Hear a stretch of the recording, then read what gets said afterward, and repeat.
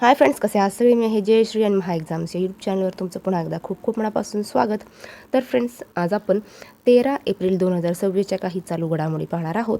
त्याआधी जर चॅनलवर नवीन असेल आणि चॅनलला सबस्क्राईब केलं नसेल तर महा एक्झाम्स या यूट्यूब चॅनलला नक्की सबस्क्राईब करा. चला तर मग वळूया आपल्याच्या विषयाकडे. तर power grid corporation of India लिमिटेडच्या अध्यक्ष आणि व्यवस्थापकीय संचालकपदी बुर्रा वंशी राम मोहन यांची नियुक्ती करण्यात आलेली आहे. प्रधानमंत्री ग्रामीण आवास योजनेला 1 एप्रिल 2026 रोजी 10 वर्ष पूर्ण झालेली आहे. ॲथलेटिक्स इंटिग्रेटी युनिटच्या एप्रिल 2026च्या माहितीनुसार उत्तेजक द्रव्य सेवनाच्या नियमांचे उल्लंघन केल्यामुळे सर्वाधिक खेळाडू निलंबित झालेले राष्ट्र म्हणून भारत देश अव्वल स्थानी पोहोचलेला आहे. विकास व शांततेसाठी आंतरराष्ट्रीय क्रीडा दिन दरवर्षी 6 एप्रिल रोजी जगभरात साजरा केला जातो.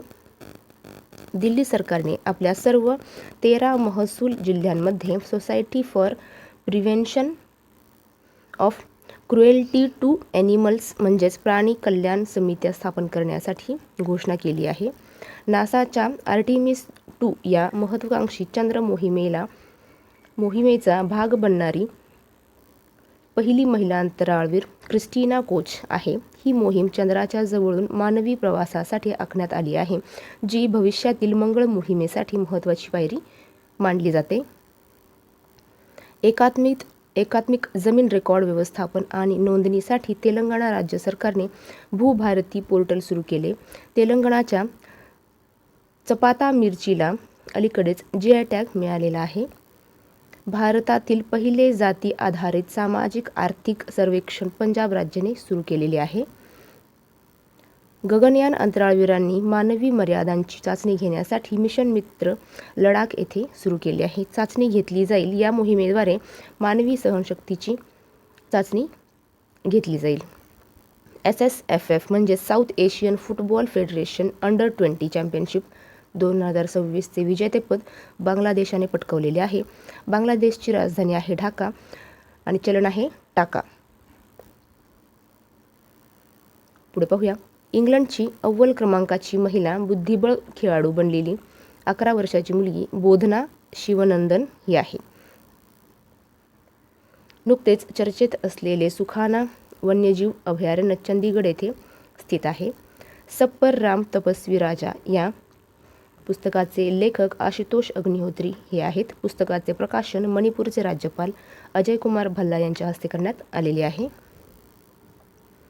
नमो ड्रोन दीदी योजनेअंतर्गत कर्नाटक राज्यात सर्वाधिक महिला बचत गटांना ड्रोन पायलट म्हणून प्रशिक्षित करण्यात आले आहे. ही योजना दीनदयाळ अंत्योदय योजना राष्ट्रीय ग्रामीण उपजीविका अभियानाअंतर्गत कृषी सेवेसाठी ड्रोन तंत्रज्ञान पुरवून महिला नेतृत्वाखालील बचत गटांना सक्षम करण्याच्या उद्देशाने सुरू केलेला एक केंद्रीय उपक्रम आहे. प्रामुख्याने द्रवखते व कीटकनाशकांची फवारणी करण्यासाठी बचत गटांना शेतकऱ्यांना ड्रोन भाड्याने देण्याची सेवा प्रदान करण्यास सक्षम करणे या योजनेचे उद्दिष्ट आहे. पुढे पाहूया.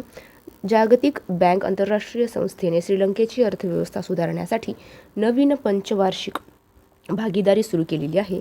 श्रीलंकेची व्यावसायिक राजधानी कोलंबो असून प्रशासकीय राजधानी श्री जयवर्धनेपुरा कोट्टेयन, राष्ट्रपती अनुरा कुमार दिसानायके, पंतप्रधान हरिनी अमरसूर्या हे आहेत. पुढे पाहूया. शरद पवारांनी घेतलेली राज्यसभा शपथ. नवनिर्वाचित 19 राज्यसभा सदस्यांचा शपथविधी सोहळा दिनांक 6 एप्रिल 2026 ठिकाण नवी दिल्ली शपथ दिलेली आहे. राज्यसभा उपाध्यक्ष CP राधाकृष्णन यांनी प्रकृती कारणांमुळे शरद पवार व्हीलचेअरवर बसून शपथ दिली. महाराष्ट्रातील 7 जागांसाठी निवडणूक झाली होती. आघाडी महायुती 6+ महाविकास आघाडी 1 जागा. शरद पवारांची राज्यसभेत 3री शपथ आहे. विधानसभेत 6 वेळा आणि विधान परिषदेत 1दा. पुढे पाहूया. जागतिक आरोग्य दिन 7 एप्रिल कारण जागतिक आरोग्य संघटनांच्या स्थापनेला समर्पित आहे. 7 एप्रिल 1948 रोजी WHO अधिकृत स्थापना झाली होती. सुरुवात 1950 पासून झाली, साजरा करतात. सुरुवात 1950 पासून झाली. मुख्य उद्देश जगभरातील लोकांना आरोग्याच्या विविध मुद्द्यांबाबत जागरूक करणे, आरोग्य समस्यांवर चर्चा करणे आणि WHOच्या प्रयत्नांना प्रोत्साहन देणे. WHO ही संस्था राष्ट्रसंघाची एक विशेष एजन्सी आहे जी जगभरातील आरोग्याची काळजी घेते. 2026ची theme together for health stand with science ही आहे. पुढे पाहूया. दिव्या सिंगचा विक्रम. सायकलने एव्हरेस्ट बेस कॅम्प पोहोचणारी पहिली महिला बनलेली आहे. पूर्ण नाव आहे दिव्या सिंग. वय आहे 28. गाव गोरखपूर, उत्तर प्रदेश. त्या शिक्षिका आहेत. सायकलने एव्हरेस्ट बेस कॅम्पला पोहोचणारी पहिल्या भारतीय महिला बनलेल्या आहेत. भारतातील पहिली महिला तसेच जगातील दुसरी महिला बनलेली आहे. प्रवास काठमांडू, नेपाळ. कालावधी लागलेला आहे 14 दिवस. किमान रोज 10 ते 12 तास सायकलिंग. एकूण अंतर सायकलने 5364 मीटर. मार्ग किलोमीटर असणार आहे. मार्ग काठमांडू, सलेरी, सुरके, फाकडिंग, नामचे बाजार, लोबूचे, मोर्कशेप, एव्हरेस्ट बेस कॅम्प. तर फ्रेंड्स थांबूया इथेच. पुढच्या व्हिडिओमध्ये. जय हिंद.